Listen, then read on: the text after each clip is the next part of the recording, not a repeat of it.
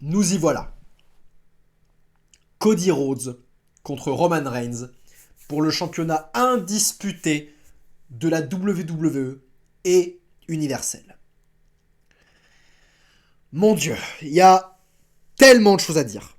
Tellement de choses à dire. Je vais tout faire dans l'ordre. Le contexte, ce que je pense des catcheurs avant le match, les entrées, le match, le résultat. On va faire tout ça dans l'ordre. Il y a beaucoup de choses à dire. Le contexte, dans un premier temps.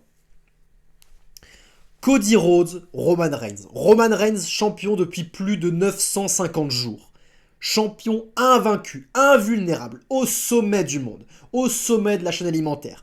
La hit phénoménale de Roman, le star power phénoménal, il est intouchable. Personne n'est au niveau. Jusqu'à l'arrivée de Cody Rhodes. Cody Rhodes remporte le Rumble. Toute l'histoire, au fait, qui veut terminer l'histoire que son père n'a jamais été champion et que maintenant c'est à lui, Cody Rhodes, d'atteindre ce stade-là. L'émotion dans les yeux, les promos avec Paul Heyman, les confrontations avec Roman Reigns, le côté personnel que cela prend, Cody Rhodes qui monte la WWE, qui a du star power comme pas possible. On a enfin un babyface en qui on croit véritablement, qui unit tout le monde. Drew McIntyre a vu un petit peu ça à Clash de Castle. On y croyait pour Drew McIntyre. C'est la seconde fois qu'on y croit au babyface qui affronte Roman Reigns. C'est la seconde fois qu'on y croit. Et on y croit encore plus. Ça ne peut être que là. WrestleMania, la plus grosse scène de tous les temps, le plus gros babyface de la compagnie face au plus gros heel de la compagnie. Les deux plus gros stars face à face. On est face à un énorme match. Un des main events de WrestleMania les plus anticipés des temps modernes. Et allons-y pour les entrées. Kingdom, la musique de Cody Rhodes. Waouh! Ça explose, les feux artifices, les pyros, la foule qui pop, la femme de Cody, Brandy qui est ici. Il y a aussi la mère de Cody, je crois, sa sœur, le fils de Brody King.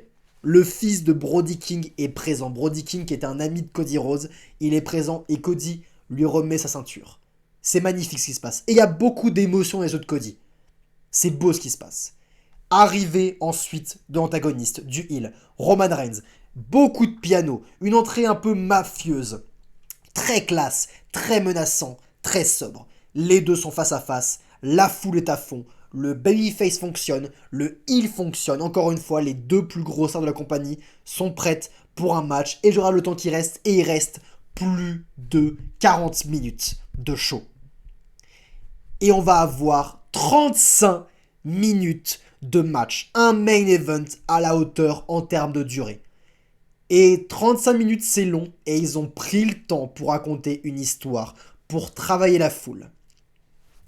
Roman est toujours aussi bon en heel, il se dégage énormément de hits, il sait prendre son temps, il sait travailler la foule, il sait les calmer, mais en face de lui, Cody Rhodes fait un travail exceptionnel en tant que babyface pour lui soulever cette foule, en hurlant, en crispant ses muscles. L'énergie est dingue, l'émotion est présente. Et à chaque fois que Roman rebaisse la foule, Cody la relève. C'est exactement ce qu'il faut. Tous les deux, ils font un travail de dingue. Et il n'y a pas de fioriture pendant ce match. Il n'y a pas de coups en trop, de mouvements en trop, de coups qui ne font aucun sens. Les deux s'observent beaucoup. Les deux se lancent des offenses basiques, mais efficaces et puissantes. Aucune offense n'est laissée au hasard. Toutes font sens et toutes ont un impact sur le match. On est sur un véritable combat stratégique, d'endurance, de puissance, d'intelligence. Les deux sortent du ring à un moment, mais l'arbitre n'est pas enterré. L'arbitre va pas, le match, ils vont pas se battre dans la foule pendant des lustres, etc., sans se faire disqualifier. Non, ils sortent, mais l'arbitre compte tout le temps. Et à chaque fois, ils doivent remonter dans le ring pour casser le temps. Il y a une vraie tension à ce niveau-là. On est sur un réalisme. Ils doivent respecter les règles. C'est logique. Et on a Solo Sikoa qui est au bord du ring avec Paul Heyman. Et Solo, dès le début, contrairement au match de Roman Reigns où il a tendance à intervenir à la fin, ici, dès le début, Solo intervient. Ça change un peu la donne. Ça montre que Roman Reigns, quelque part, est un peu plus inquiet de Cody Rhodes que de ses autres adversaires, puisque Solo intervient dès le début. Donc, Solo intervient pour poser problème à Cody Rhodes avec notamment un coup de chaise dans les côtes alors que l'arbitre avait le dos tourné que Cody va vendre tout du long. On comprend que cette attaque au niveau des côtes avec la chaise l'a terriblement gêné pendant tout le match.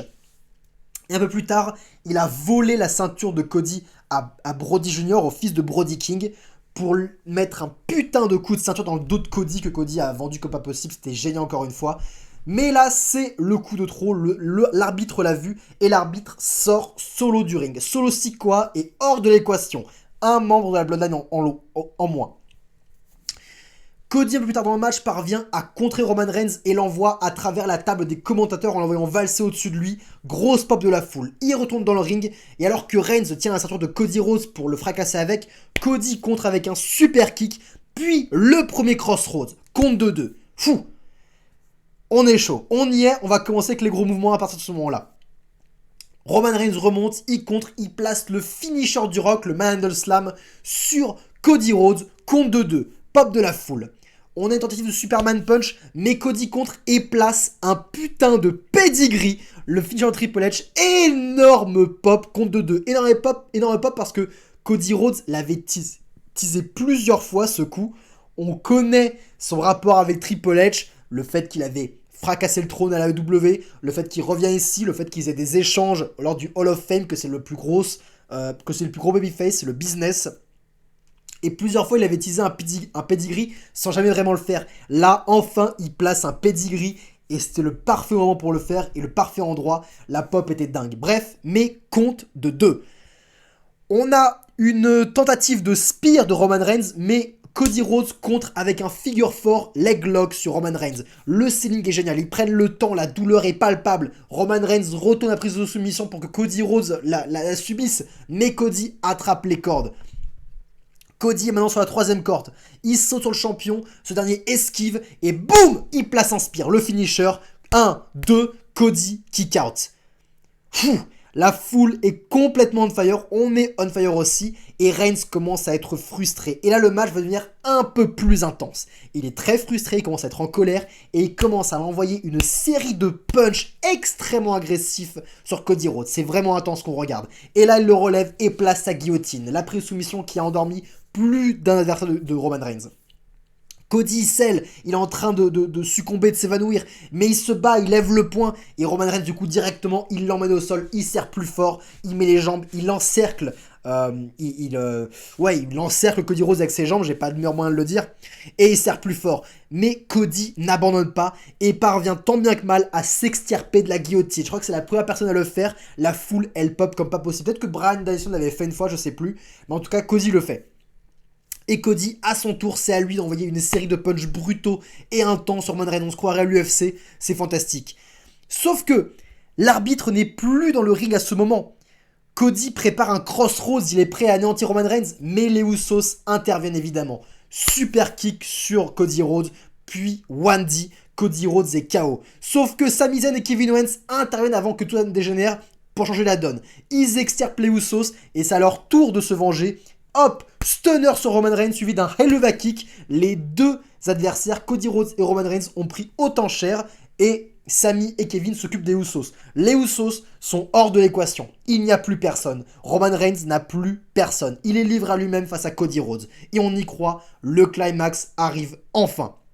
Le champion n'a jamais été dans une position aussi vulnérable. Et il s'échange une série de coups qui extrêmement puissant qui les fait tituber à chaque fois. La foule fait ou pour Roman Reigns, la foule acclame Cody Rhodes, la foule est complètement dedans, on est accroché et les deux lutteurs sont au bout de leur vie, ils n'ont plus de jus et ils continuent de se battre. Cody arrive, il reprend le feu et là il place les mouvements signature de son père, les jabs, beaucoup de jabs, le bionic elbow sur la tête. Et là, il se place pour le Crossroads et le place. Il garde la prise de Roman Reigns. Il se prépare pour un second Crossroads et se relève pour un troisième Crossroads pour la victoire. Sauf que Paul Heyman intervient pour distraire l'arbitre. Et c'est là que Solo Sikoa revient après s'être fait évincer par l'arbitre. Il revient en cachette pour livrer un Samoan Spike sur Cody Rhodes. Cody Rhodes lâche la prise du Crossroads sur Roman Reigns qui reprend ses esprits. Roman fait un aller-retour dans les cordes. Énorme spear. 1, 2, 3. Et Roman conserve. La clim est énorme. Moi, devant mon ordinateur, j'ai lâché un... Non. Non, j'y croyais pas. Je n'y croyais pas. Et nous sommes tous choqués. Absolument choqués.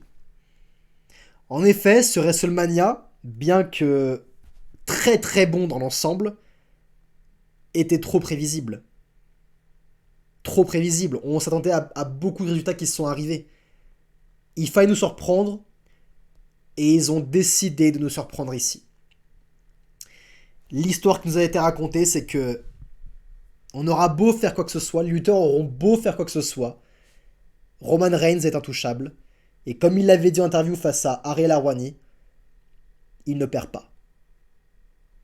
Et même le babyface le plus talentueux et le plus plausible pour lui succéder depuis le début de son règne n'a pas réussi à le battre sur la plus grande scène de toutes.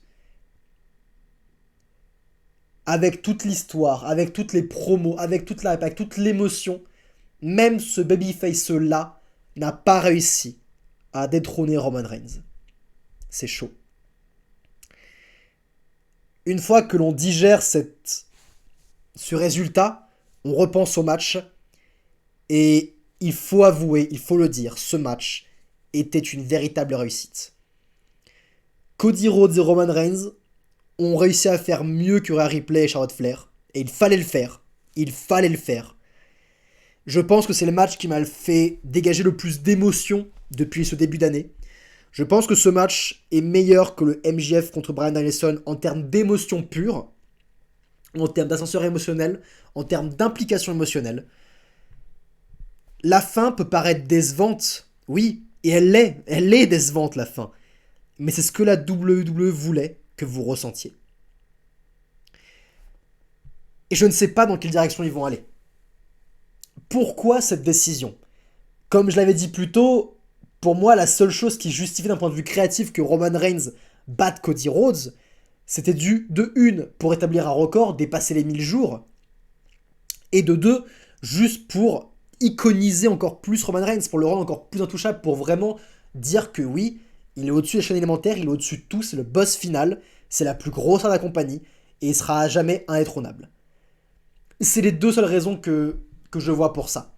Donc je ne sais pas où ils vont aller. Et je ne sais pas d'où vient cette décision. Est-ce que il y a des plans clairs pour la suite ?